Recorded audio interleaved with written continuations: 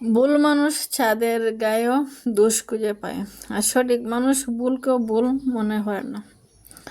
তো lifestyle blog থেকে আপনাদের সবাইকে স্বাগতম। তো আফুরা ভাইয়ার আমিও সবাইকে বলি না লাইক কমেন্ট করার কথা। তো আজকে মনে করে দিলাম, যেহেতু একটা ভিডিও বানাইতে অনেক কষ্ট হয়, আপনারা যারা বানান তারা তো জানেন।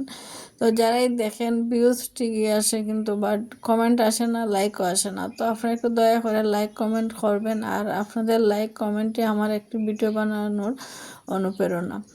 তো আমি জানি আমার ভিডিও হয়তো আপনাদের মতন এত সুন্দর হয় না, এত কোয়ালিটিফুল হয় না। তো চেষ্টা করব আপনাদের মতন সুন্দর করার, একটা কোয়ালিটিফুল ভিডিও বানানোর, ভালো শিক্ষামূলক একটা কন্টেন্ট তৈরি করার। তো আসলে আমি যেহেতু প্ল্যাটফর্মে নতুন, একদম নতুন, আমাদের পরিচিত কেউ নাই এই প্ল্যাটফর্মে, কেউ কাজ করে না, সবাই জব টব নিয়ে ব্যস্ত। আর আমি কারোর কাছে যে পরামর্শ নেব সে সাধ্য আমার নেই, যখন আমাকে নিজে সব কিছু মেনটেন করতে হয়, বলো আমি শুধরাইতে হয়, সেটুকু আমাকে বুঝতে হয়। যেমন আমি আমার ভুলগুলো আমি বুঝতে পারি না, আমার পরিচিত মাঝে কেউ মিডিয়া জগতে কাজ করে না। তো আপনারা যারা দেখেন ভিডিওটা, আমার ভুল হলে আপনারা ধরিয়ে দেবেন। আর আপনাদের ভুলগুলোই আমি মনে হল আমার একটা শিক্ষা। আর মানুষের শিক্ষা কোনো দিন শেষ হয় না, শিক্ষা সারা জীবনে শিকার হয়। আমরা যত শিখব তত আমাদের জ্ঞান আহরণটা বৃদ্ধি পাবে। তো এক করে আজকের কাজগুলো করে নিব। তো সকালে ঘুম থেকে কোনো কাজ করি নাই, দেখলাম তো আমার রুমের অবস্থা। চলে গেছিলাম ডাক্তারের কাছে।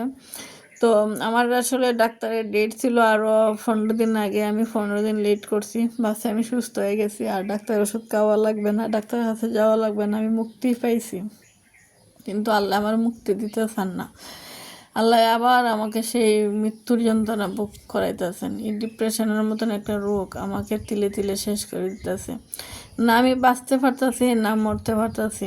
তো আবার ওষুধগুলো নিয়ে আসলাম, এখন আবার ওষুধ কন্টিনিউ খাবো। এখন আল্লাহ যে সুস্থ করেন, এখন আর ওষুধ বন্ধ করবো না, কন্টিনিউ ওষুধ খেয়ে যাবো। মৃত্যুর আগ পর্যন্ত হয়তো খেয়ে যেতে হবে। আর কি করার, কিচ্ছু করার নাই। অনেক চেষ্টা করছি, বাদ দেওয়ার চেষ্টা করছি, খাইও চেষ্টা করছি, অনেক ডাক্তারও দেখাইছি, অনেক কিছু নিজে চেষ্টা করছি। আমি ব্যর্থ, আমি আর পারি নাই। তো আসলে টেনশন, ডাক্তার বলছে যেদিন টেনশন মুক্ত হইবা সেদিনে আপনার এই ওষুধগুলো আর খাওয়া লাগবে না। তো আমার তো টেনশন মুক্ত অসম্ভব না, আমাকে দিন দিন খালি টেনশনের মধ্যে পড়তে হয়। দিন আমি যত জীবন যেতেছে, আমি দেখতেছি জীবনটা জটিল হয়ে দাঁড়াইতেছে। তো আমাদের যেহেতু সংসার আছে, বাচ্চা কাচ্চা আছে, সব কিছু মিলিয়ে অনেক অনেক বেশি ফেরায় থাকতে হয়। হয়তো সবার জীবনে এক নাম, অনেকে হয়তো হাসি খুশি সুন্দর জীবনযাপন করতে পারে। তো আমার যেহেতু এইরকম কোনো সুখের জীবন না, শান্তির জীবন না, কষ্টেরই একটা জীবন। তো আমাকে এই মরণবিধি রোগে আমাকে সারা জীবন এই ওষুধ খেয়ে বাঁচতে হবে যতদিন বাচ্চা যায়। আর বাঁচতে তো হবে, যেহেতু মেয়ে আছে, আমিও মরলে হয়তো সবাই কেউ কিছু আসে যাবে না, সবাই সবার মতন জীবন গুছিয়ে নেবে, কিন্তু মেয়েটা হয়তো তার জীবন গুছিয়ে নিতে পারবে না আমি যদি তার সাথে না থাকি। তো আমার এই কথাগুলো আসলে আমার বলতে গিয়েছে ফানে চলে আসছে। আসলে ভাবি যে জীবনে কি করলাম, কি ভুল করলাম, কি সঠিক করলাম। পদে পদে আমার সিদ্ধান্তগুলো এতই ভুল ছিল, যার কারণে আজ আমি এত বড় একটা মানসিক রোগে ভুগতেছি। তো যাই হোক, সৃষ্টিকর্তার আছে শুক্রিয়া, যে যেমন রাখছেন আল্লাহ শুক্রিয়া। আমাদের জীবনে হয়তো দুঃখ কষ্ট সুখ মিলিয়ে মানুষের জীবন। তো আল্লাহ যেহেতু